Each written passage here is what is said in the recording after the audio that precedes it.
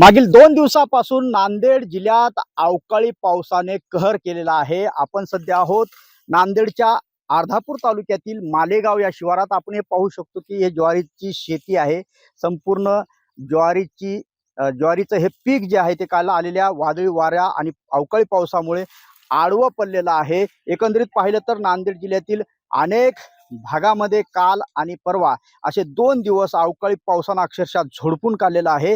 या अवकाळी पावसामुळे शेती पिकांचं प्रचंड नुकसान झालेलं आहे। ज्वारी, गहू, काढून ठेवलेली हळद, आंबा यासह फळबागांचं मोठ्या प्रमाणात नुकसान झालेलं आहे। आपल्यासोबत शेतकरी आहेत ज्यांची ही शेती आहे आणि संपूर्ण ज्वारीचे पीक या ठिकाणी आडवं पडलेलं आहे। त्यांच्याशी आपण बातचीत करूयात।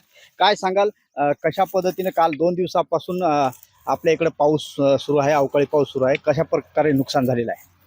मागील 2 दिवसापासून मालेगाव अर्धापूर तालुक्यातील नांदेड जिल्ह्यामधील एवढ्या मोठ्या प्रमाणावर अचानकपणे गारपीट आणि मुसळधार पावसामुळं शेतकऱ्याचा अक्षरशः कंबरडं मोडून गेलेले आहे। हातातोंडाशी आलेला घास, ज्वारी, गहू, हरभरा ज्या शेतकऱ्यांचं हार्वेस्टिंग करायचं राहिलेलं आहे त्याचं काही शिल्लक राहिलेलं नाही। एवढ्या मोठ्या प्रमाणामध्ये गारपीट पडलेली आहे आणि आपण शेतकऱ्यांसाठी पाहिलं तर खरं तर मागील 1-2 वर्षापासून एवढ्या मोठ्या प्रमाणावर निसर्ग प्रकृती बदललेली आहे आणि ज्याच्यामुळे अवकाळी पाऊस पडणं, जास्त पाऊस पडणं आणि शेतकऱ्यांचं एवढं प्रचंड प्रमाणामध्ये नुकसान होतं की एक प्रकारचे शेतकऱ्यांचा मटका लागल्यासारखा आहे। नंबर लागला तर लागला नसता, पीक येऊस्तोवर काही घर नाही। तरी मायबाप शेतकऱ्यांनी यांचे त्वरित पंचनामे करून शेतकऱ्यांना मदत केली पाहिजे, तरच शेतकरी जगन आणि शेतकरी जगला तर सगळ्याला खायला मिळेल। एवढी बिकट परिस्थिती शेतकऱ्यांची झालेली आहे।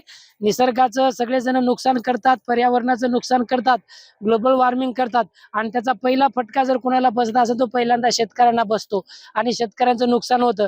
तर जे घटक पर्यावरणाचं, निसर्गाचं नुकसान करतील त्यांना शासनाने 2% अधिकचा टॅक्स लावून तो पैसा नुकसानग्रस्त शेतकऱ्याकडे वळविला पाहिजे, तरच शेतकरी जगन आणि शेतकरी उभा राहील। शेतकरी उभा राहिला तरच उद्या लोकांना खायला मिळेल, नसता लोकांची एवढी बेकार कंडिशन शेतकऱ्याची झालेली आहे की आता शेती करायला कोणी तयार नाही, शेतकऱ्यांच्या मुलाला मुली द्यायला कोणी तयार नाही आणि एवढी शेतकऱ्याला वागणूक आणि कोणतीही गॅरंटी नाही। आज आपण कुठेही काम करतो त्यांची गॅरंटी आहे संध्याकाळी त्याला पैसे मिळतात।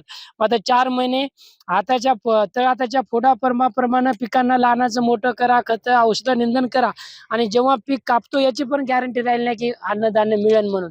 तर शेतकऱ्यांनी सरकारने मायबाप त्वरित पंचनामे करून शेतकऱ्यांना मदत केली पाहिजे। धन्यवाद।